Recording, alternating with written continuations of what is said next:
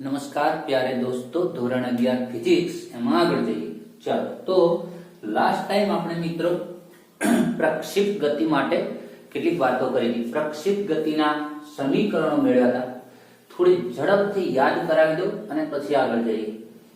પ્રક્ષિપ્ત ગતિની અંદર મિત્રો મેં કહ્યું હતું કે એવી ગતિ કે જેમાં એક બાજુ પ્રવેગ હોય એક બાજુ પ્રવેગ ન હોય, मतलब x દિશાનો સમક્ષિતિજ દિશાનો વેગ અચળ રહેતો હોય, સમક્ષિતિજ દિશાનો વેગ અચળ રહેતો હતો અને y દિશાનો એટલે કે ઉર્ધ્વ દિશાનો વેગ સતત ઘટતો હતો। આવી એક આપણી થિયરી હતી। આ બાજુનો વેગ અચળ કેટલો હતો? v0 cos θ। આ પ્રારંભિક ખૂણો θ હતો। આ બાજુ કેટલો વેગ હતો? v0 sin θ, v0 cos θ। તો હવે ધ્યાનથી સાંભળો, આજે કેટલાક સૂત્રો મેળવવા છે, કેટલીક નિયમ બેઝિક માં ચાલો। આ બાજુનો v0 cos θ જેટલો વેગ પણ એ કેવો રહેતો તો અચળ છે। એ પદાર્થ અહીંયા નીચે ના પડે ત્યાં સુધી અચળ રહેશે, remains constant। ચલો એ અચળ રહેતો v0 sin θ એ તો પ્રારંભમાં છે, પછી એમાં કેટલો પ્રવેગ આવતો હતો? g। સમય સમય એનો વેગ બદલાતો જતો હતો।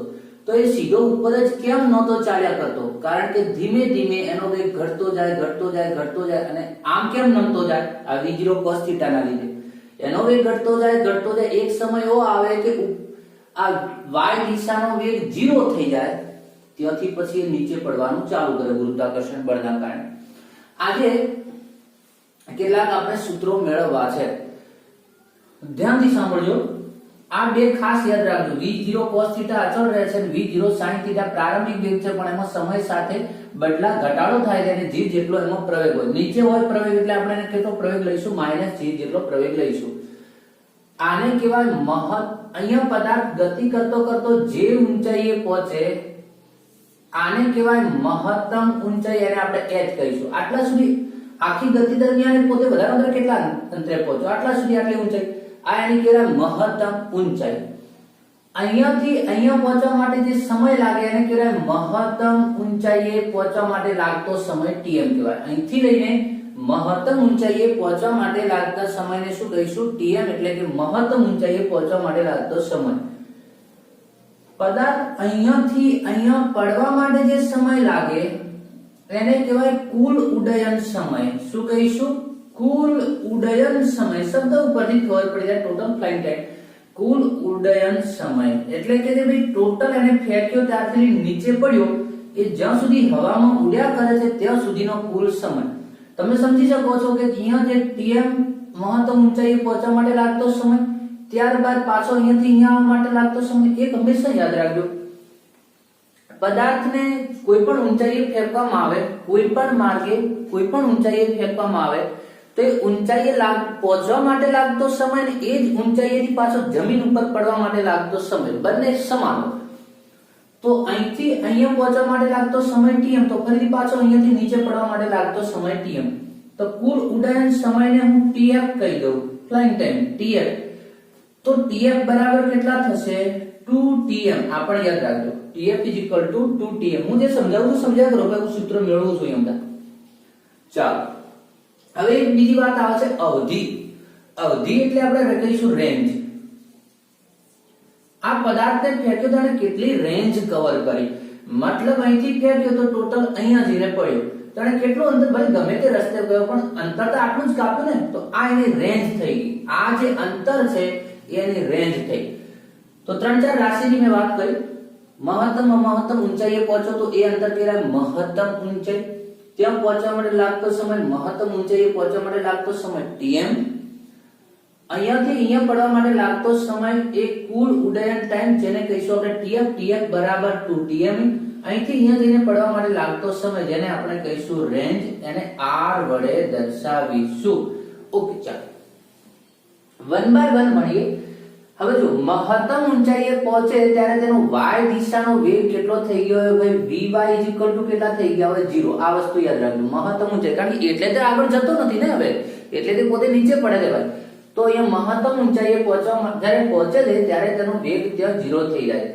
હા, x દિશાનો વેગ અચળ જ રહે છે, એટલા માટે તો અહીંયા પહોંચ્યા પછી પોતે સીધો નીચે નથી પડતો, આમથી ને આમ નીચે આવે છે, કારણ કે એનો v0 cos θ વેગ તો છે જ x દિશાની વાત થઈ ગઈ આપણે.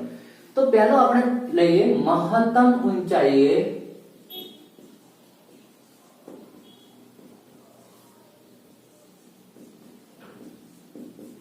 પહોંચવા માટે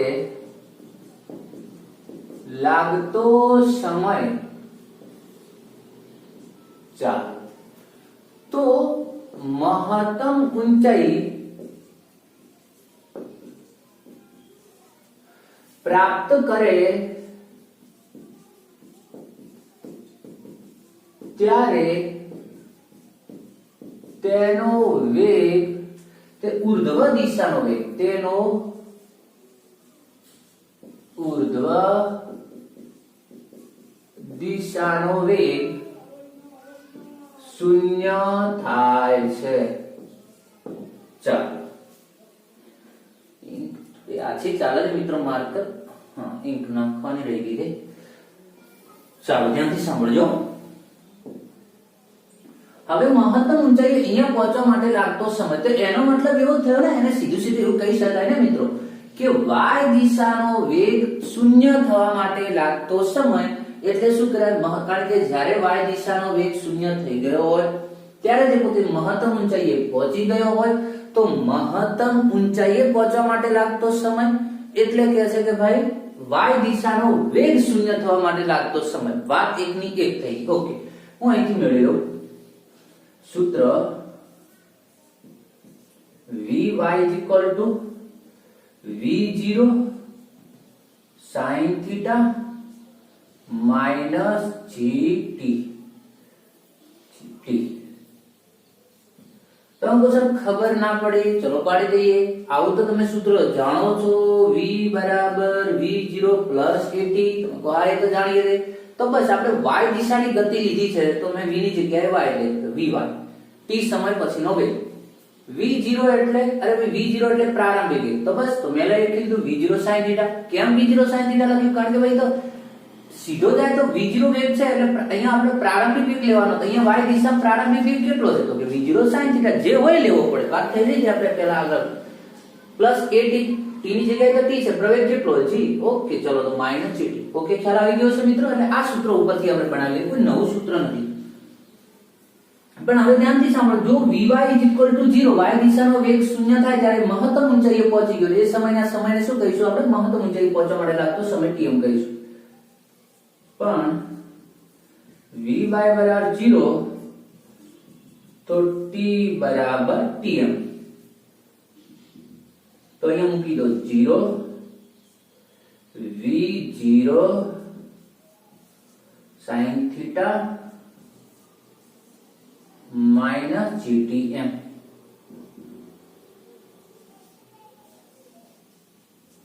gtm is equal to v0 sin θ, tm is equal to v0 sin θ upon g. આ એક મહત્વનું સૂત્ર બની ગયું મિત્રો આપણા માટે. મહત્તમ ઊંચાઈએ પહોંચવા માટે લાગતા સમયનું સૂત્ર. ચાલો ધ્યાનથી સાંભળજો. હવે જોડે જોડે આપણે બીજું સૂત્ર લખી દઈએ, કારણ કે tm મળે તો એક તો મળી ગયું કે ઓલરેડી tf કુલ ઉડ્ડયન સમય, કારણ કે tf 2tm. અહીંયા મેં બેઝિક સમજાવ્યું, સૂત્ર અહીંયા મેળવું છું. હવે કુલ ઉડ્ડયન સમય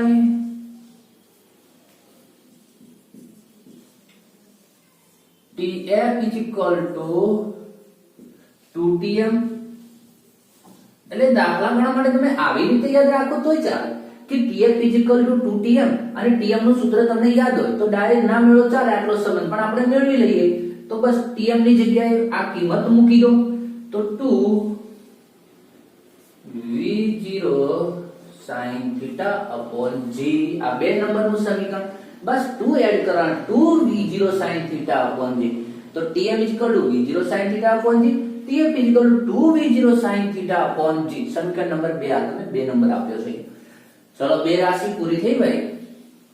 એક મહત્તમ ઊંચાઈએ પહોંચવા માટે લાગતો સમય ક્લિયર થયો, એક કુલ ઉડ્ડયન સમય tf પૂરો થયો. હવે બે સૂત્ર મેળવવાના રહ્યા. કયા બે સૂત્રો?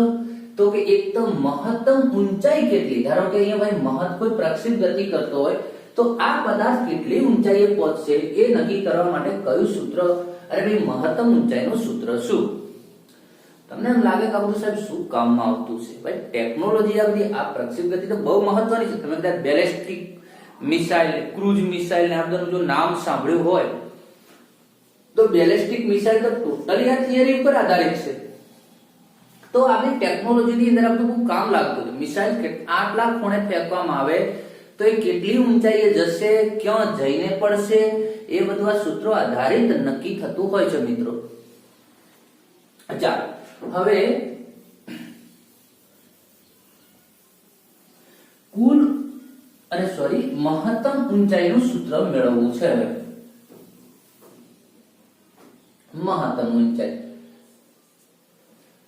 મહત્તમ ઊંચાઈ એટલે કાપેલું શું થયું? અંતર. મહત્તમ ઊંચાઈ એટલે અંતર થયું y દિશામાં કાપેલું અંતર. ક્યારે આપણે શોધવું છે? તો કે પ્રારંભિક વેગ આપેલો હોય કેટલો? v0 sin θ, અને અંતર શોધવું છે, સમય આપી દીધેલો કેટલો, એટલે ટૂંકમાં એવું જ કહી શકાય કે મહત્તમ ઊંચાઈ, આ મહત્તમ ઊંચાઈ છે ત્યાં પહોંચવા માટે લાગતો સમય આપણને ખબર છે tm. તો બસ હવે એવું કહી શકાય કે આટલા સમયમાં ઉર્ધ્વ દિશામાં કાપેલું અંતર એટલે મહત્તમ ઊંચાઈ, એવું શ્યોરપણે કહી શકો. તો tm જેટલા સમયમાં પદાર્થ મહત્તમ ઊંચાઈ જેટલો અંતર કાપે છે. સૂત્ર h બરાબર v0t એટલે v0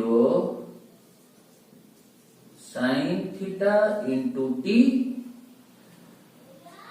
minus 1/2 GTm square. ધ્યાનથી સાંભળો મિત્રો.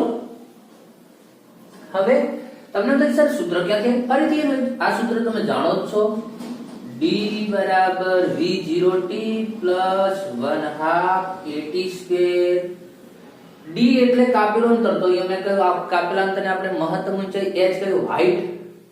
v0 તો પ્રારંભમાં વેગ v0 છે ને, v0 sin θ into t, તો t તો મૂકી દીધો. 1/2 at square એની જગ્યાએ g લેવાનો, પણ માઈનસ એટલે 1/2 gt square. t square ની જગ્યાએ tm, કારણ કે આપણે કહ્યું મહત્તમ ઊંચાઈએ પહોંચવા માટે લાગતા સમયને શું કહ્યું? tm નામ આપ્યું, તો tm લઈ લીધું મેં. બસ તો સૂત્ર એ છે. ખબર ના પડે તો બાજુમાં આવું સૂત્ર લખી દેવાનું. દેશી સૂત્ર આપણું છે, જૂનું ને જાણીતું છે તે ભાઈ, એટલે તમે કન્ફ્યુઝ ના કરો. હું પણ એના ઉપરથી જ બનાવું છું ને. ચાલો હવે બસ શું કરવાનું રહ્યું? કિંમતો મૂકવાની. કોની? tm ની કિંમત મૂકી સાદુરૂપ આપી દો. હા, અહીંયા પણ tm જ આવશે. tm નું સાદુરૂપ મૂકી દઈએ, આપી દઈએ. h બરાબર, તમને ખ્યાલ ના હોય એક વાક્ય લખી દીધો, tm ની કિંમત મૂકતો v0 sin θ into tm. tm એટલે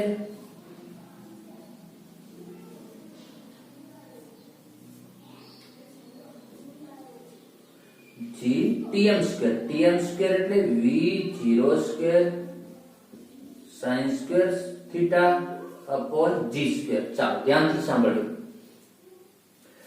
અહીંયા મેં ખાલી tm ની કિંમત અહીંયા મૂકી દીધી અને tm ની કિંમત અહીંયા મૂકી, પણ અહીંયા તો સ્ક્વેર છે એટલે મેં આખાનો ટોટલ શું કરી દીધો? સ્ક્વેર કરી દીધો. ચાલો મિત્રો હવે આને હું હટાવી દઉં છું આટલું.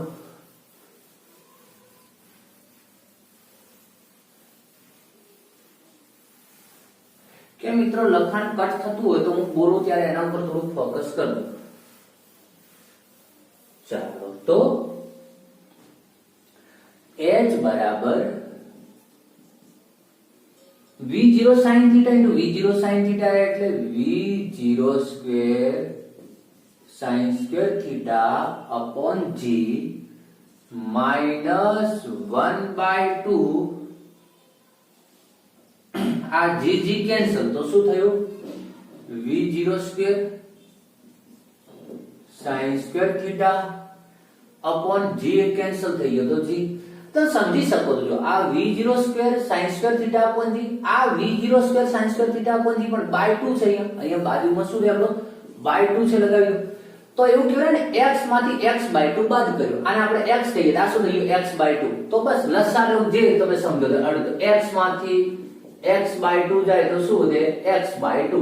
તો આનું સાદુરૂપ આવ્યું ભાઈ, એ તમને જેમ ફાવે આપજો, મારું કામ છે ફિઝિક્સ શીખવવાનું, આવા સિમ્પલ સાદુરૂપો શીખવવાનું નહીં. ચાલો આ થઈ મહત્તમ ઊંચાઈનું સૂત્ર. ચાલો જેને નંબર 3 કહી દો.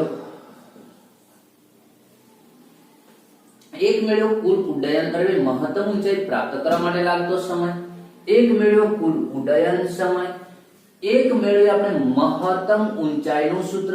તો કે છે જો તમે પ્રારંભિક વેગ v0 એટલે પ્રારંભિક વેગ, જે આપણો કોઈ ઘટક હોય ને પ્રારંભિક, તો પેલો v0 sin θ તો y દિશાનો પ્રારંભિક વેગ ને v cos θ x દિશાનો પ્રારંભિક વેગ, પણ આપણો ટોટલ v0 જેટલો પ્રારંભિક વેગ હોય, θ જેટલા ખૂણે ફેંકવામાં આવ્યો હોય, તો એ પદાર્થ આટલી મહત્તમ ઊંચાઈ પ્રાપ્ત કરે છે. આ થયું આપણું મહત્તમ ઊંચાઈનું સૂત્ર. ઓકે ચાલો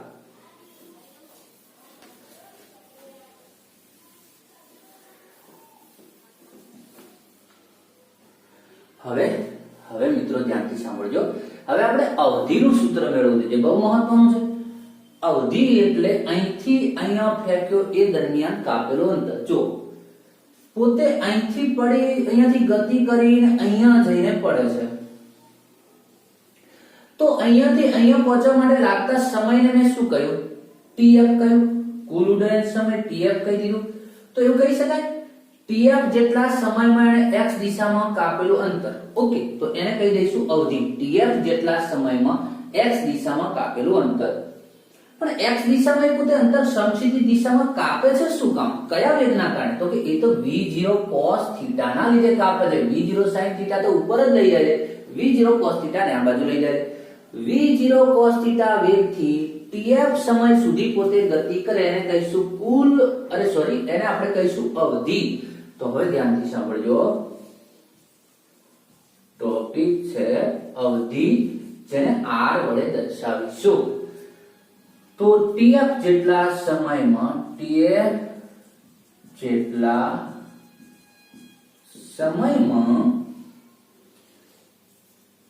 v0 cos θ વેગથી કાપેલા અંતરને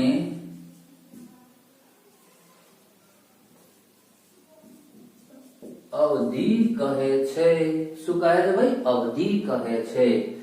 તેથી r બરાબર અવધિ, r એટલે અવધિ r બરાબર અંતર થયું ને, અંતર બરાબર વેગ ગુણ્યા સમય. તો વેગ કેટલો v0 cos θ into tf.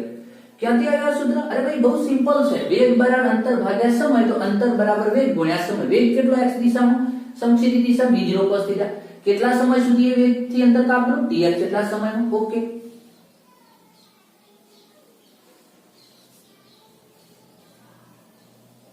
tf સુધી tf હમણાં જતો ને કાઢી નાખ્યું મિત્રો, બરાબર.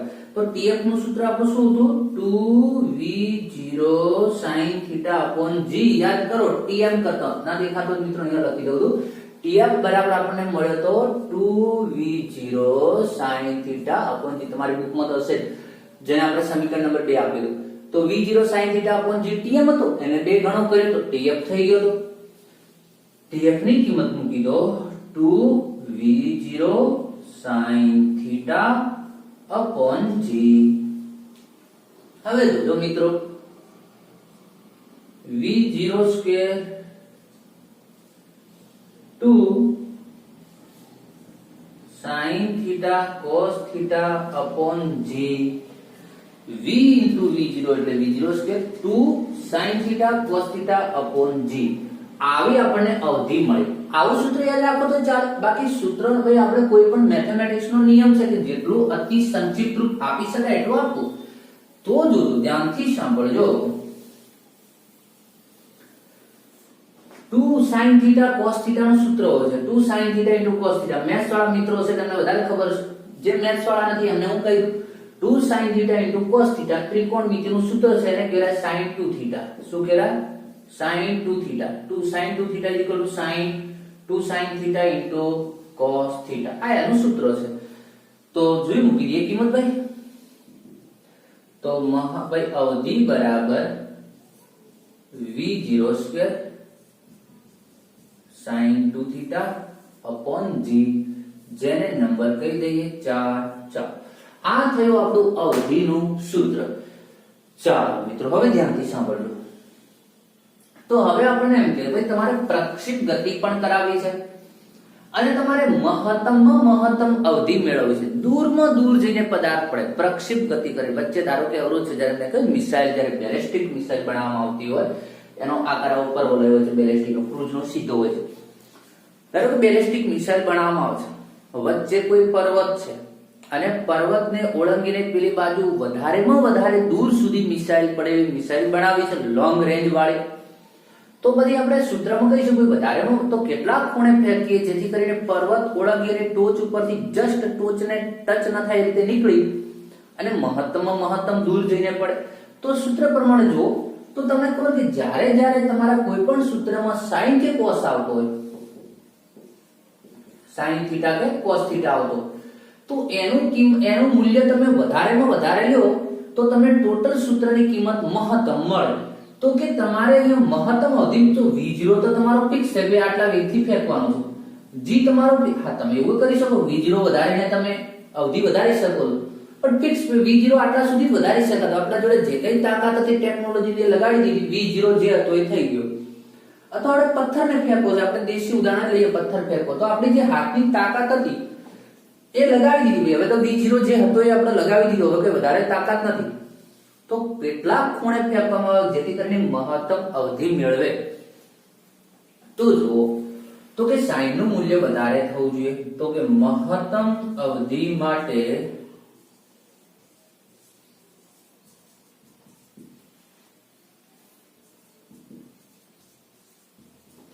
sin 2 theta is equal to 1 થવું જોઈએ.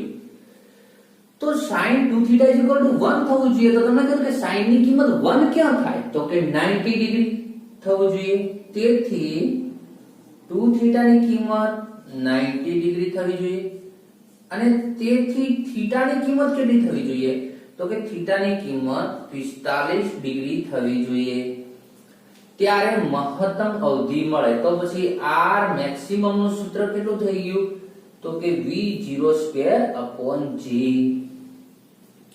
એનો મતલબ થયો કે મહત્તમ અવધિનું સૂત્ર છે v0/g. પણ આવી મહત્તમ અવધિ આ સૂત્ર ક્યારે લાગુ પડશે? મહત્તમ અવધિ ક્યારે મળશે મિત્રો?